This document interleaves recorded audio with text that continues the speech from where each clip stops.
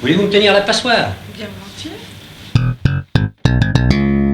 Monsieur Barrier, pourquoi avoir donné ce nom de cardinal Labalue à la poularde fricassée? Eh bien, lorsque Louis XI a découvert le complot auquel étaient mêlés le duc de Bourgogne et le cardinal Labalue, il enferma celui-ci dans un des cachots du Plessis-les-Tours qui avait exactement leur réplique dans le château de Loches. Mais Louis XI, soupçonnant que Labalue avait certains secrets qu'il lui était agréable de connaître, le promenait du Plessis-les-Tours à Loches. Et la route était longue, il fallait s'arrêter déjeuner. On s'arrêtait dans les petites auberges de campagne de la vallée de l'Indre. Et l'aubergiste préparait à ce moment-là, avec les moyens du bord, avec les moyens qu'elle avait sous la main, la volaille, avec les écrevisses, le beurre et la crème du pays. Comment faites-vous pour reconnaître une poularde de qualité? Eh bien, il faut d'abord qu'elle soit grosse, parce qu'une petite poularde, ça ne vaut rien. Il faut également qu'elle soit autant que possible une volaille de ferme. Celle-ci est très caractéristique à ce sujet-là, puisque le bréchet, qui est un cartilage, se trouve déformé par le perchoir. C'est d'ailleurs très net là-dessus. C'est très net, voyez-vous. En plus, le bréchet est tendre. En plus également, il faut que les filets de graisse soient épais et bien blancs. Et puis enfin, il faut que la volaille ait une allure sympathique. Point de départ de cette recette, nous allons procéder au découpage de la poularde accrue. Et en combien de morceaux? Celle-ci, nous allons la couper en 8 morceaux. Et comment procédez-vous? On va d'abord lever les cuisses.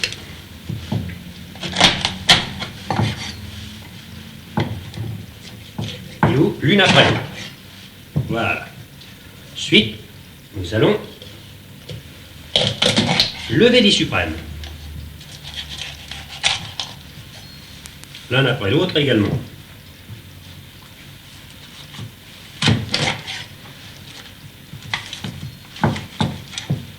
Et il ne reste plus maintenant que la carcasse. Voilà. Eh bien, elle aussi, nous allons la découper et on va enlever,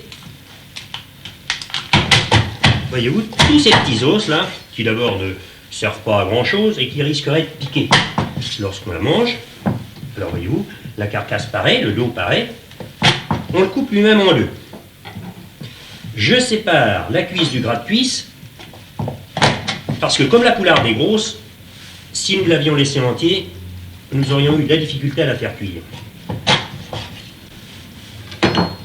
Nous nous trouvons donc en présence de 2 cuisses, 2 gras de cuisse, 2 morceaux de carcasse et le suprême, que nous allons assaisonner directement sur la planche. Vous n'attendez pas qu'il soit dans la casserole pour les assaisonner? Non, non. Voyez-vous, c'est mieux de l'assaisonner ici, parce que l'assaisonnement est plus homogène. Du sel, on tourne les morceaux, du sel, du poivre, mais très modérément en poivre. Voilà.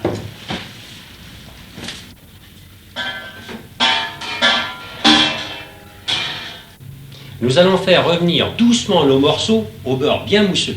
À quel stade le beurre est-il bien mousseux? Il est mousseux lorsque, sous l'action de la chaleur, le petit lait se libère et donne une apparence mousseuse. C'est le stade qui précède immédiatement le beurre noisette.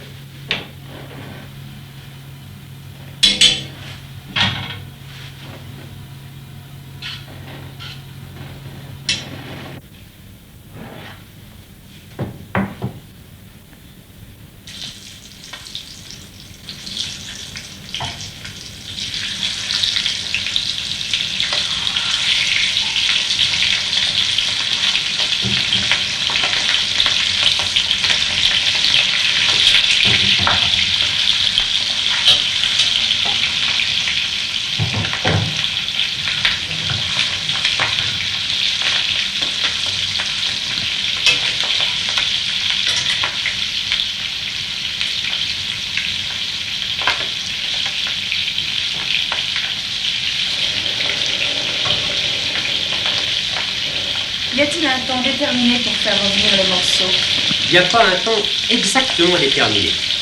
Il faut que les morceaux soient revenus d'une façon uniforme, qu'ils soient revenus faiblement, c'est-à-dire qu'ils soient surtout pas noirs, que la coloration soit bien blonde, et il faut prendre son temps en attendant qu'un côté soit coloré. Voyez-vous, celui-ci il n'est pas tout à fait assez, alors on continue. Et lorsqu'il sera bien blond, on le retourne de l'autre côté. Enfin, il faut lui laisser le temps de colorer tout doucement.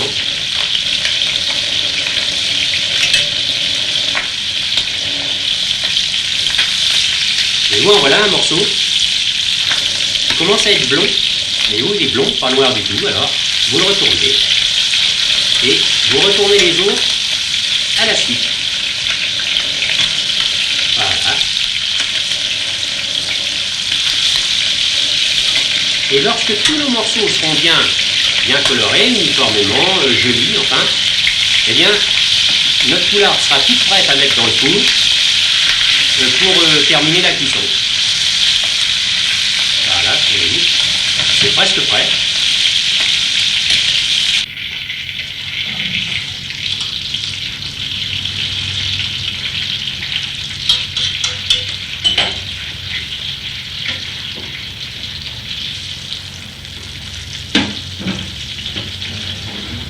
Alors voilà, nous avons découpé une poularde en 8 morceaux, nous l'avons assaisonnée, nous l'avons fait revenir ensuite au beurre bien mousseux, et pendant qu'elle termine sa cuisson dans le four, nous allons préparer le beurre d'écrevisse. Est-il besoin d'en avoir un grand nombre d'écrevisses? 12 suffiront.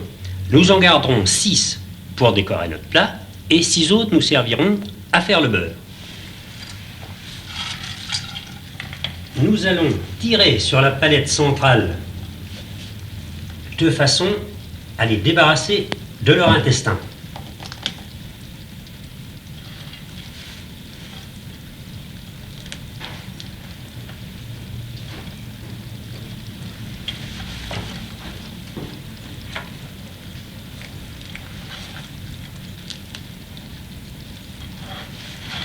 Nous allons parer les écrevisses en vue de la décoration du plat.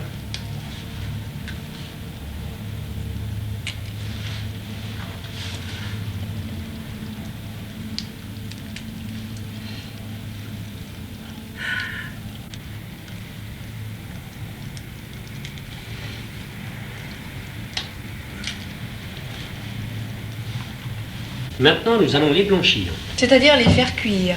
Mais combien de temps? 4 minutes environ dans l'eau bouillante, très salée, fortement salée.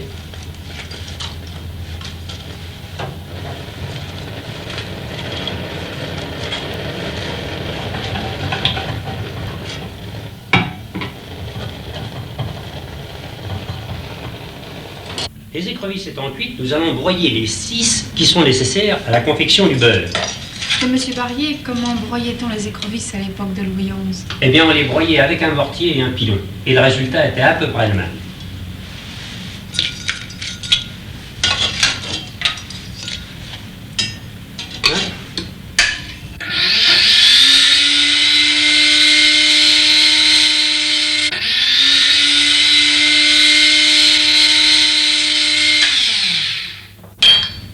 Les écrevisses étant bien broyées, il faut procéder à un tamisage de la purée obtenue afin d'éliminer les petites parties dures qui pourraient être dedans.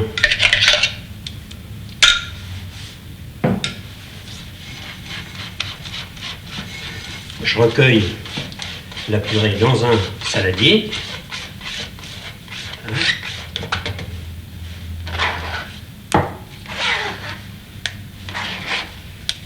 Et je la mélange de son poids approximatif de beurre. Et je travaille l'ensemble avec un fouet.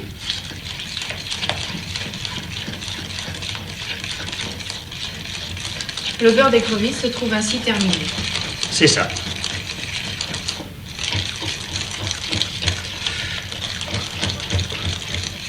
Nous allons maintenant retirer notre volaille du four, et cuite, et nous allons transférer les morceaux dans un plat, en commençant par les morceaux de carcasse,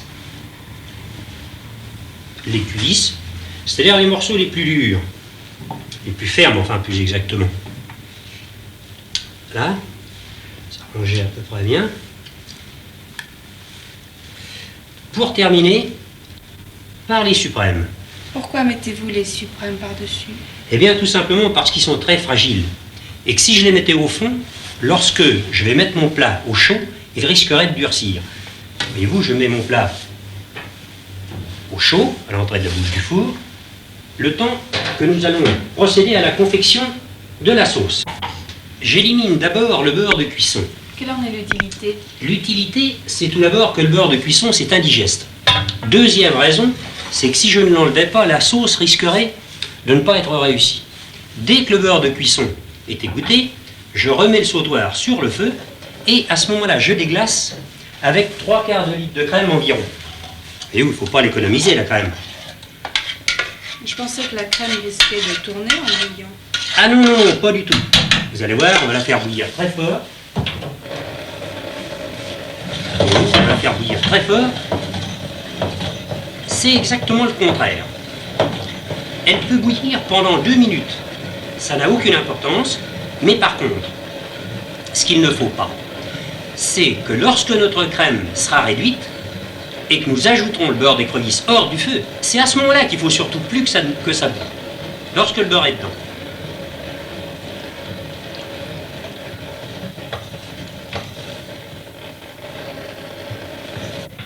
La sauce étant réduite à point, la crème, nous procédons au mélange hors du feu du beurre d'écrevisse. Voilà.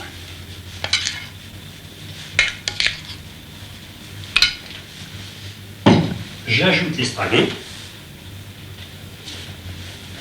De l'estragon et pas un autre aroma. Non, parce que l'estragon est une plante dont le goût s'accommode très très bien avec le goût de la crème.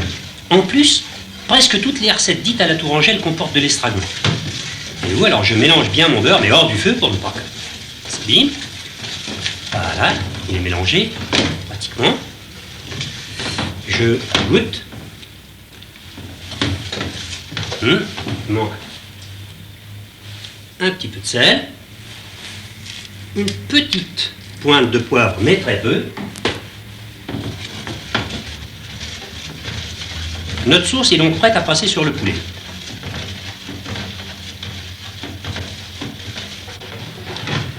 La sauce étant définitivement au point, nous la passons sur les morceaux de poulet. Voulez-vous me tenir la passoire? Bien volontiers.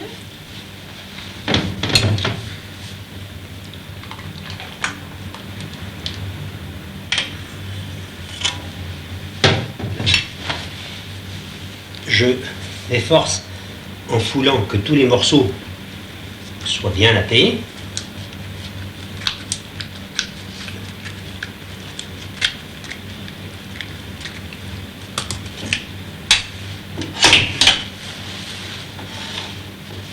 Et je termine le dressage en ajoutant autour du plat mes écrevisses réservées.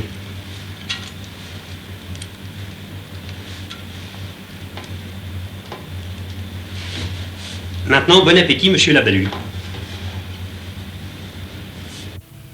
Monsieur Barrier, je vous demanderai maintenant de bien vouloir nous résumer la recette de cette poularde que monsieur le cardinal de la Balue avait la chance de déguster sur les bords de l'Indre en compagnie de son souverain maître, le roi Louis XI.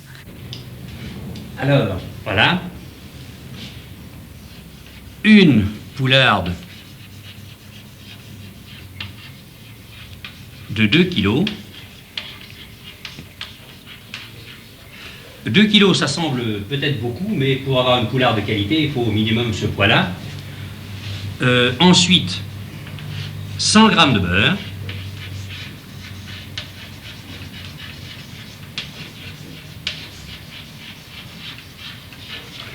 Alors, 50 g du beurre nous serviront pour faire revenir notre poularde, et les 50 autres grammes de beurre nous serviront pour faire le beurre d'écrevisse. Un peu de sel et de poivre.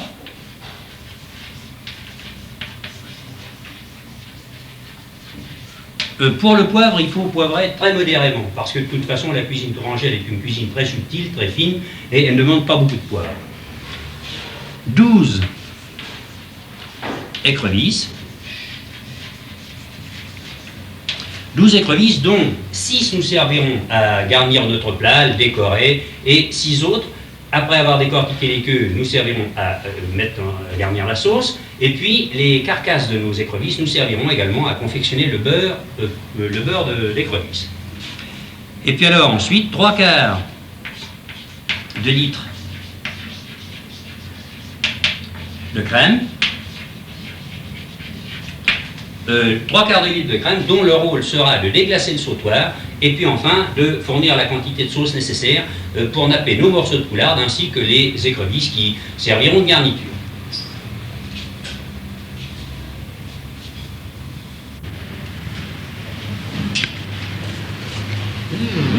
C'est appétissant.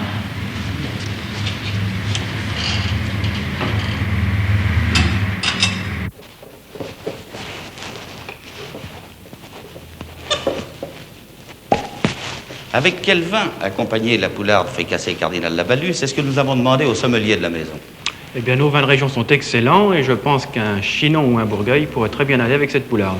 Oui, mais il y a quelque chose qui me choque. Vous me parlez de Chinon ou de Bourgueil, ce sont des vins rouges. Or, dans la composition de la poularde Cardinal Labalus, il entre une grande partie de beurre d'écrevisse. Les écrevisses étant des crustacés, il me semble qu'un vin blanc serait tout indiqué. Oui, les crustacés ne sont qu'un accompagnement. La pièce maîtresse étant la poularde, c'est pourquoi nous servons du vin rouge. Alors donc, vous préconisez un Chinon et un Bourgueil. Mais de quelle année? Eh bien, 59. Pour cette poularde, j'ai choisi un Chinon 59. Mais pourquoi un 59? Les 59 étaient d'abord une excellente année et ils ont acquis avec l'âge toute la grâce et la noblesse qui, justement, feront sans doute plaisir à mes clients. Mais vous m'avez parlé d'un 59. Vous m'avez parlé d'un Chinon, vous m'avez parlé d'un Bourgueil. Pourquoi pas un Bourgogne ou un Bordeaux? Les Bourgognes et les Bordeaux sont des vins plus corsés et nos vins de région se boivent frais. Et d'autre part, nous sommes en Touraine, donc restons tourangeaux. Vous notez bien que le petit vin rouge, vraiment. Tu vas manger? Tu vas manger? Non, c'est pas pour toi. Hein? J'ai hâte d'y goûter. Oui, c'est Tellement bien. Vous connaissez déjà? Vous savez déjà? Non, j'ai jamais mangé. Merci. Non, ça, jamais. Ouais, vous appréciez.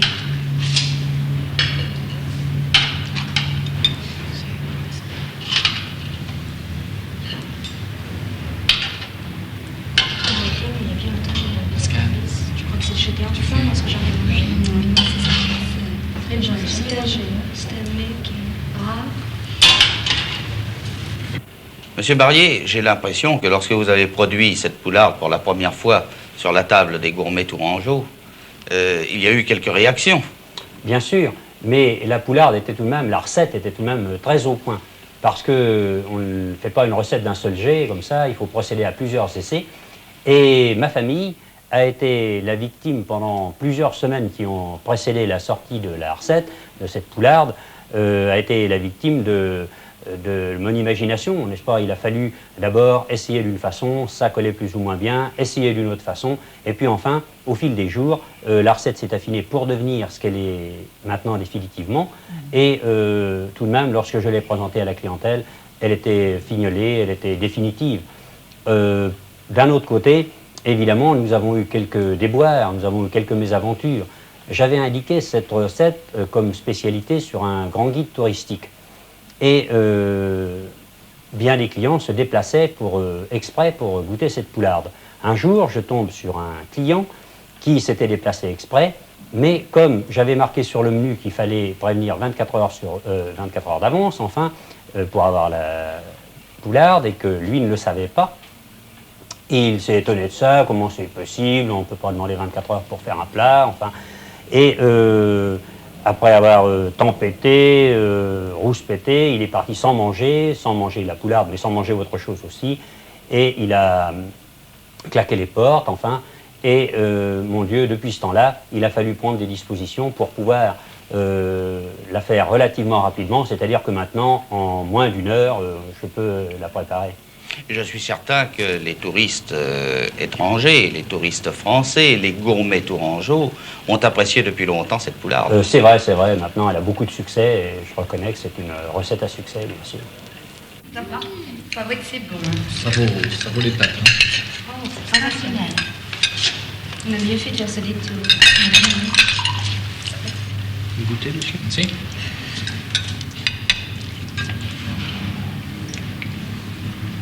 Vous plaît?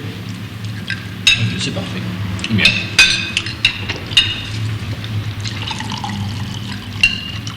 Merci. Vous croyez que c'est naturel ou est-ce qu'on ajoute une petite couleur pour les personnages? C'est naturel? C'est naturel. C'est naturel, vous croyez? C'est la cuisson. Oui, c'est pas la cuisson. Ah, c'est la cuisson. C'est la cuisson, oui. Ça fait comme une crevette, je crois. Oui, c'est pareil, c'est la même chose. On est encore en Touraine, Tiens, bah, ça y est. Oui, facilement. oui. Mais il y a une rivière peut-être particulière. L'Enchère. Oui, on en Est-ce trouve un qu'on peu peut- dans toutes les rivières, je crois. Pas plus particulièrement, quand même, dans le Cher, en Loire. Oui. Très bon là, mais dans le Cher, c'est quand même. Dans la Saône aussi, on en trouve Aussi, un dans la petit peu. Et on en pêche Si. à longueur d'année. Comment est-ce qu'il y a une Non, liste?